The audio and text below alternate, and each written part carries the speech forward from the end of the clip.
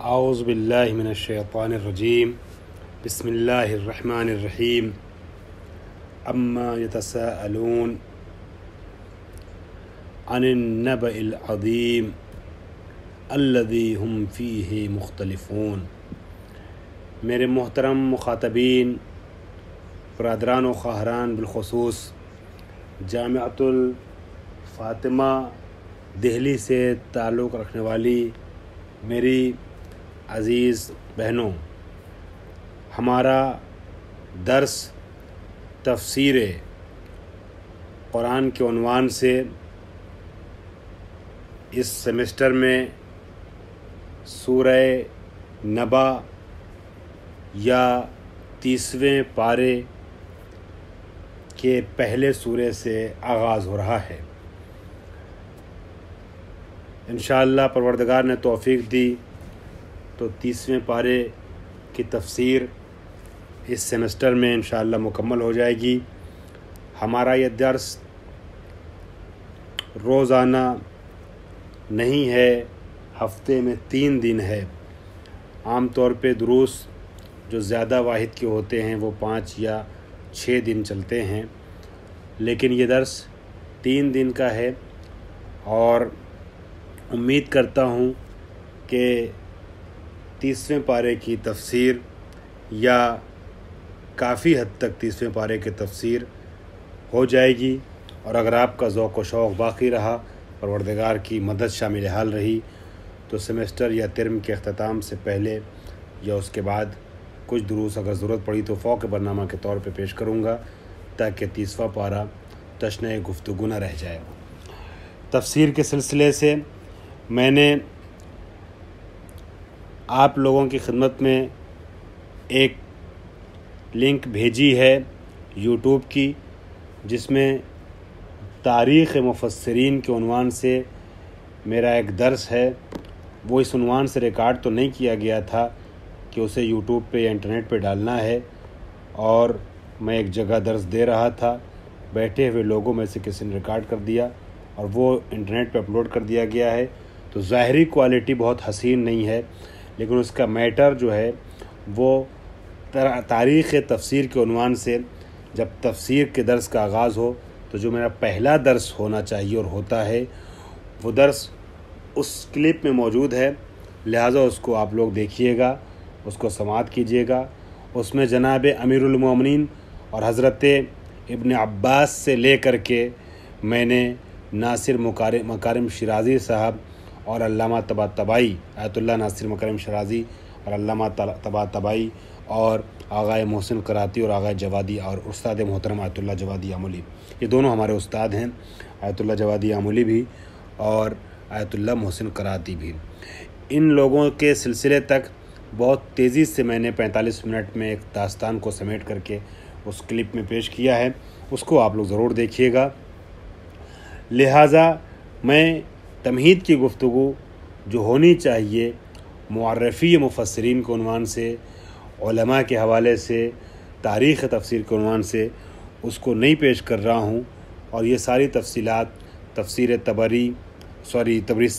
تبرسی یعنی مجموع البیان، تفسیر المیزان یعنی علامہ طباطبائی کی جو تفسیر ہے، اور تفسیر صافی، اسی طریقے سے تفسیر نمونہ اور تفسیر تسنیم، تفسیر نور وغیرہ دیگر جو ہماری چھوٹی بڑی تفاسیر تاریخ میں رہی ہیں، یا اہل سنت کی جو تفاسیر ہیں، تفسیر بیضاوی، تفسیر زمخشری اور تفسیر کبیر، تفسیر در المنصور وغیرہ، تفسیر کشاف، تفاسیر جو ہے یہ آپ لوگ دیکھیے گا، انشاءاللہ مراجعہ کیجیے گا اس درس میں، تو انشاءاللہ آپ کے لیے آج کا جو درس، اس کی تمہید جو ہونی چاہیے وہ وہاں آپ کو ملے گا، اور اس کو آپ لوگ ایک ذخیرے کے طور پہ محفوظ کیجیے گا، اس کلپ سے نوٹ بنائیے گا۔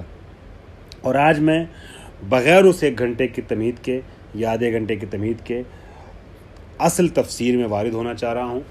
ہماری جو تفسیر ہے وہ سورہ نبا کے سلسلے سے شروع ہوگی، اور اس میں اگرچہ آپ مطالعے کا شوق ہو، ذوق ہو، تو علامہ آیت اللہ ناصر مکارم شیرازی کی آسان تفسیر ہے، تفسیر نمونہ، اس میں بھی تیسویں پارے کو آخری پارے کو آپ لوگ دیکھ سکتی ہیں، یا آسان تفسیر اور بہت سجا کر کے اور مختصر لفظوں میں بہت سے پیغامات پر مشتمل تفسیر نور جو آیت اللہ محسن کراتی کی ہے، اسے دیکھ سکتی ہیں منبع درسی کے عنوان سے۔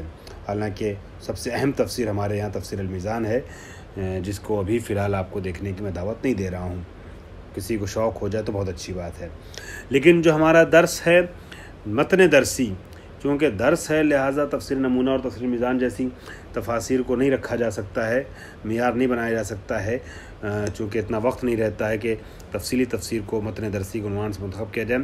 میں مختلف تفاسیر کے خلاصے آپ کی خدمت میں اپنی طرف سے عرض کروں گا کئی مقامات پر، لیکن آپ کے لیے متن تفسیری جو ہے تفسیر شبر، ہمارے ہاں شبر تلفظ کرتے ہیں، لیکن جو عرب میں رائج ہے اور جو رائٹر کے نام کے آگے جو کئی بار اعراب کے ساتھ بھی لکھا ہوتا ہے، تفسیر شبر جو ہے، یہ تفسیر شبر آپ لوگ دیکھیے گا، یہ علامہ شبر کی تفسیر ہے، اور اس کی میں بیچ میں اس کے پیجز کچھ بھیجتا رہوں گا آپ کی خدمت میں، تاکہ آپ پیج سے مطابقت کرتے رہیں آپ لوگ۔ اور تفسیر شبر جو ہے وہ متن درسی ہے، امتحان جو ہے تفسیر شبر سے ہوگا۔ ہم بہت سے ایکسٹرا مطالب دیں گے، لیکن جو ایکسٹرا مطالب ضروری ہوں گے اس کے لیے ہم پہلے ہی بتا دیں گے آڈیو میں کہ یہ تو امتحان میں آ سکتا ہے، ورنہ آپ زیادہ پریشان نہ ہوں۔ امتحان کے لیے آپ کے پاس وہی مختصر متن رہے گا جو تفسیر شبر کا مختصر متن ہے۔ مثال کے طور پہ بہت سی تفصیلی تفسیروں میں جو ہے وہ سورہ نبا کی جو تفسیر کی گئی ہے وہ 50 یا 20 صفحے میں کی گئی ہے، لیکن یہاں آپ دیکھیں گی تو 3 صفحے سے بھی کم صفحات میں تفسیر نبا کی سورہ نبا کی تفسیر مکمل ہو گئی ہے۔ لہٰذا آپ کے لیے پریشان ہونے کی ضرورت نہیں ہے، یہی معیار درسی رہے گا، متن درسی رہے گا۔ اب آ جائیے سورہ نبا۔ سورہ نبا میں کل ملا کر کے 41 سورے ہیں۔ سورۃ النبا 41 آیتیں ہیں، 41 آیتن، اس میں کتنی آیتیں ہیں؟ 41 آیتیں ہیں، ٹھیک آیات ہیں، اور اس میں جو ہے بسم اللہ الرحمن الرحیم کو شامل کرتے ہوئے میں 41 آیت بنیں گی، اور یہی بہتر ہے، بغیر بسم اللہ کے 40 آیتیں بنیں گی۔ بہرحال 41 آیتیں اس سورے میں ہیں، اور یہ سورہ مکی ہے۔ سورہ مکی کیوں اس کے اوپر لکھا ہوا ہے سورہ کے ابتدا میں؟ آپ کی خدمت میں عرض کروں، اگرچہ آپ میں سے اکثریت اس سے واقف ہیں، لیکن میں درس کے عنوان سے تکرار کرنا ضروری سمجھتا ہوں۔ ہمارے یہاں قرآن مجید میں 2 سورے ہوتے ہیں، کسی سورے کے آگے مکی لکھا ہوتا ہے، کسی سورے کے پہلے مدنی لکھا ہوتا ہے۔ جو سورہ مکے میں نازل ہوا ہے وہ مکی کہلاتا ہے، جو مدینے میں نازل ہوا ہے وہ مدنی کہلاتا ہے۔ مگر اس کا یہ جو میں بات بتانا چاہ رہا تھا وہ یہ ہے کہ ضروری نہیں کہ مکی سورہ اگر لکھا ہو تو اس میں ساری آیتیں مکی کی ہوں، مدنی سورہ لکھا ہو تو ساری آیتیں مدینے میں نازل ہونے والی ہوں۔ مدنی سورہ لکھا ہوتا ہے مگر اس میں کچھ آیتیں جو ہیں وہ مکے کی ہوتی ہیں، اور مکی سورہ لکھا ہوتا ہے لیکن کچھ آیتیں وہ ہیں جو بعد میں مدینے میں حضور پر نازل ہوئی ہیں۔ لیکن اسباب تغلیب جس سورے میں جہاں کی آیتیں زیادہ ہیں وہاں کا نام لکھا جاتا ہے، ٹھیک ہے۔ پہلی آیت جو ہے عما یتساءلون، کوشچن مارک سے گفتگو کا آغاز ہو رہا ہے۔ عما یتساءلون نبی سے خطاب ہے، کس چیز کے بارے میں سوال کرتے ہیں؟ یہ جو عن ہے ما پر داخل ہوا ہے، اور ما کا الف گر گیا ہے، محذوف ہو گیا ہے، مخفف ہو گیا ہے، اس وجہ سے یہ اما ہو گیا ہے، ورنہ عن ما، ٹھیک ہے۔ کہتے ہیں بحذف الف ما مل استفہامیہ، ما استفہامیہ، ما یتساءلون، ٹھیک ہے۔ کیا پوچھتے ہیں؟ عن ما یتساءلون، کس چیز کے بارے میں پوچھتے ہیں؟ تو ما استفہامیہ کا الف حذف ہو گیا ہے، تفخیما لشأن المسئول عنہ، تفخیم کہتے ہیں بزرگی اور برتری اور بڑائی کو بتانے کے لیے، مسئول عن یعنی جس چیز کے بارے میں سوال ہو رہا ہے اس کے بڑائی اور اس کی عظمت کو سمجھانے کے لیے۔ یہ کبھی کبھی عربی گرامر کلاس سے ایسا ہوتا ہے، تفخیم کے لیے ما استفہامیہ کا الف کو گرا دیتے ہیں، اور ایسے حالات میں جیسے یہاں پر ہے کہ عن داخل ہوا ہے، ٹھیک ہے۔ تفخیما لشأن المسئول عنہ، مسئول عن کیا ہے؟ کس چیز کے بارے میں سوال ہوگا وہ بھی آگے آ رہا ہے، عن النبأ العظیم کانوا یتساءلون فیما بینہم، یہ لوگ آپس میں سوال کرتے تھے عن البعث او غیرہ، قیامت کے بارے میں. بعث یعنی جب مبعوث ہو گئے، یعنی دوبارہ انسان ابھارا جائے گا، اٹھایا جائے گا. قیامت یا اس جیسی کسی اور چیز کے بارے میں سوال کرتے تھے. ٹھیک ہے، تو چونکہ مسئول عن بہت اہم ہے، بہت عظیم ہے، بہت بڑا ہے، نبأ عظیم بڑی خبر ہے، تو اس کے لیے تفخیماً حمزہ ما استفہامیہ کو گرا دیا گیا ہے. سوال کرتے ہیں، اما یتساءلون، کس چیز سے سوال کرتے ہیں؟ عن النبأ العظیم، یہ لوگ جو ہیں وہ خبر عظیم کے بارے میں، بہت بڑی خبر کے بارے میں سوال کرتے ہیں. ٹھیک ہے، یہ بڑی خبر کیا ہے؟ اس میں بہت اختلاف ہے، کئی طریقے کے نظریات بتائے گئے ہیں. اس میں ایک نظریہ ہمارے یہاں جو تفصیلی کتابوں میں بہت مفصل سے اور استدلالات کے ساتھ بیان کیا گیا ہے، وہ نبأ عظیم یعنی ولایت امیر المومنین ہے. اور اس کے اوپر بعض علماء تحریر کرتے ہیں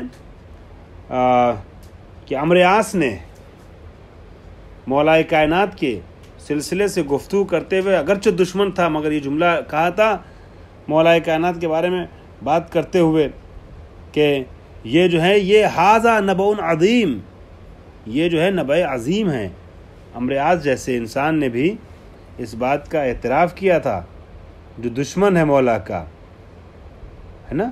تو بعض روایت میں یہ ہے کہ مراد ولایت امیر المومنین ہے، جس کا اعتراف خود بدترین دشمن عمرو عاص نے بھی کیا اور کہا هو النبأ العظیم، یہی نبأ عظیم ہے.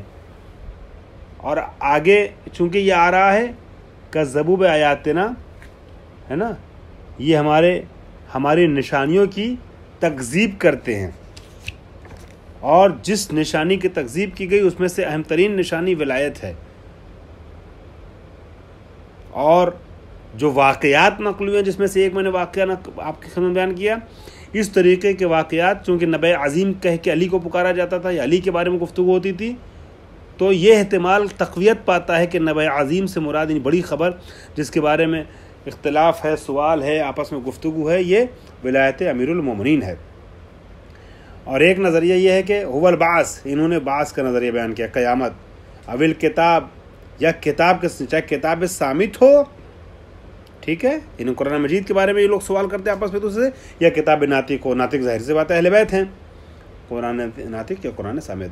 الذی ہم فیہ مختلفون بالتصدیق والتکذیب، بالتصدیق والتکذیب، یہ وہ خبر ہے کہ جس کے بارے میں یہ اختلاف کرتے ہیں، یعنی کچھ کہتے ہیں صحیح، کچھ تصدیق کرتے ہیں اور کچھ تکذیب کرتے ہیں. مثال کے طور پہ قیامت کا کچھ اعتراف کرتے ہیں، کچھ مخالفت کرتے ہیں. ولایت امیر المومنین اگر مراد ہے، اس کی کچھ مخالفت کرتے ہیں، کچھ موافقت کرتے ہیں، تصدیق کرتے ہیں. کلا سیعلمون، یہ ان قریب جان لیں گے، بالکل جان لیں گے، ہرگز جان لیں گے، بے شک جان لیں گے کہ کلا جو آتا ہے وہ کس لیے آتا ہے، کس لیے آیا ہے؟ رد علی التکذیب بہ، روکنے سے کے لیے آیا ہے تکذیب سے. کچھ لوگ اس خبر کی تصدیق کرتے ہیں، کچھ تکذیب کرتے ہیں. جو تکذیب کر رہے ہیں ان کی تکذیب سے ان کو باز رکھنے کے لیے آیا سیعلمون، جو تکذیب کر رہے ہیں اس خبر کی نا، ان کو پتہ چل جائے گا، ابھی نہیں سمجھ میں آ رہا ہے نا. عاقبت تکذیبہم، سیعلمون عاقبت تکذیبہم، اپنی تکذیب یعنی جھٹلانے کی عاقبت اور اس کے نتیجے کو یہ دیکھ لیں گے. ثم کلا سیعلمون، یہ ثم پھر تکرار تک اس کے لیے آیا ہے، اس کلا کی تاکید کے لیے آیا ہے، مبالغے کو سمجھانے کے لیے آیا ہے.